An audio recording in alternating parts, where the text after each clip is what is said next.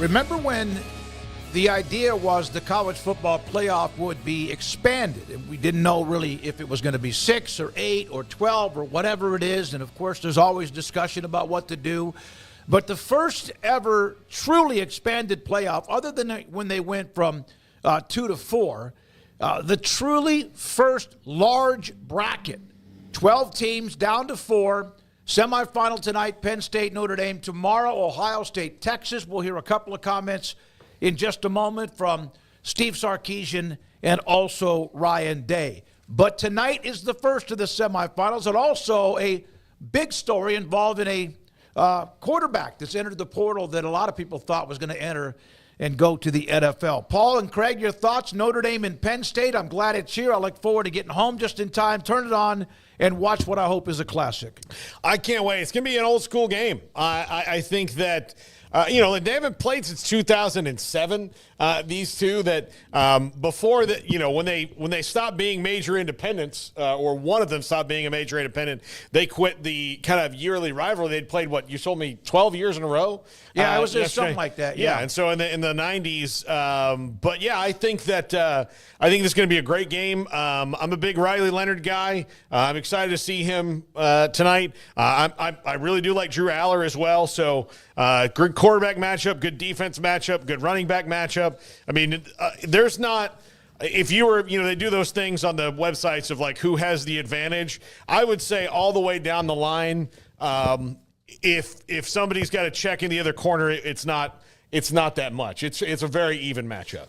Yeah, I mean, the first time they've played in quite a long time, 18 total matchups between the two, haven't played since 2007.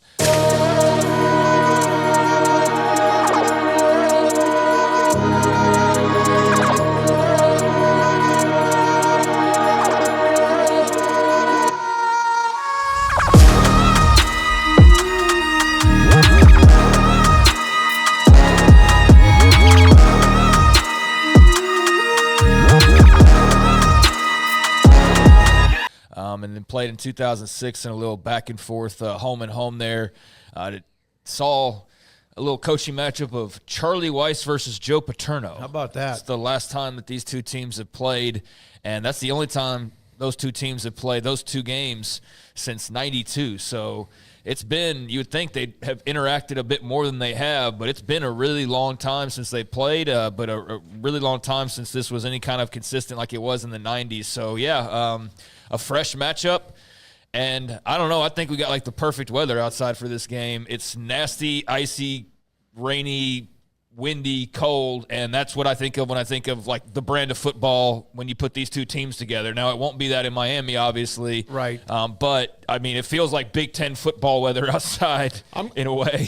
So it's kind of like getting me ready for tonight's game. I wish it was on a grass field. I'm going to sit outside my house because I can see if you open the blinds. I can see my television. I can tilt it out. I'm going to stand outside with a raincoat on and try to experience it as Craig intends there. Yeah, it does feel like we should be in like South Bend tonight, like watching this game. Absolutely. But I don't know what it's like everywhere else. Obviously, it's craziness all over the country, but it definitely feels like a Big Ten football game tonight. And Notre Dame's obviously in Indy, but if they leaned away, it would be, you would think, towards the Big Ten. But yeah, this is two big-time programs, blue bloods, if you will. I know there's an argument over that in regards to Penn State and like all that, but I mean, these are two of the winningest all-time teams, two teams that have not won a national championship in a very long time. So one of them gets a spot to go do just that against either Ohio State or Texas, and I'm very much looking forward to it. I think this is going to be, to quote good old JR, because it's the word that I think of when I think of the kind of style matchup. It's going to be a slobber knocker, I feel like. There's not going to be a whole lot of finesse in this game. No. It's going to be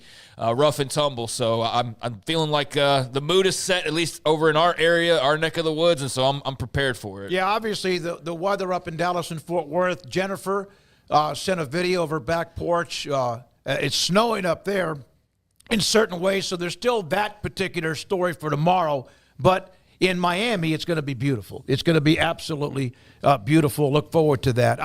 I'm excited because there's always been this pull, this tug of whatever else about what's good, what's not, this and that, who made it. We're down to 4, and every one of them has a hell of a resume, and every one of them try to win a national championship. I'm looking forward to it. I really, really am. We'll hear from, again, Ryan Day and Sarkisian in just a moment.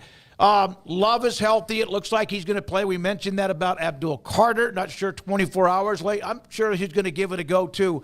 In your opinion, who has the advantage, Allar or Riley Leonard at quarterback? Because I think both of them are really, really good at what they do. I think it's like I said earlier. I think it's a push. They're both really good. They're both gamers. Allar's probably the better passer, but and he's the one who's got maybe more NFL chops to him.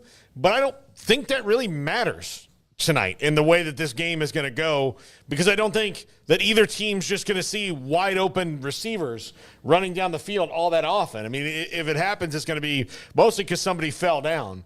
And so, yeah, I don't like – it's hard to me to say, because what Riley Leonard's strengths are so very good. Same with Allar. They can both run the ball. Again, Allar's a better passer, but again, has that mattered in all the games that Riley Leonard's played this year? No, it hasn't. It really hasn't.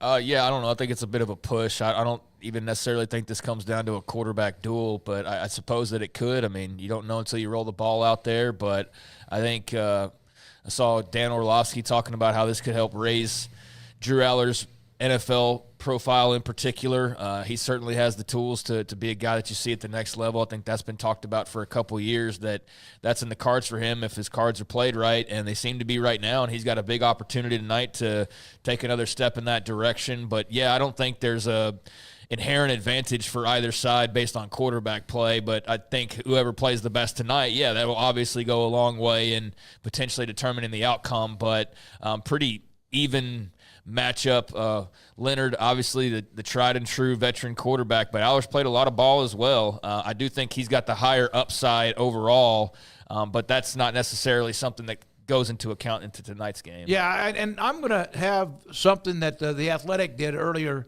in today on their site, kind of looking at the four quarterbacks, what even the pro scouts say about them and what their positives have been, what they've done better lately than they may have done earlier on in their career.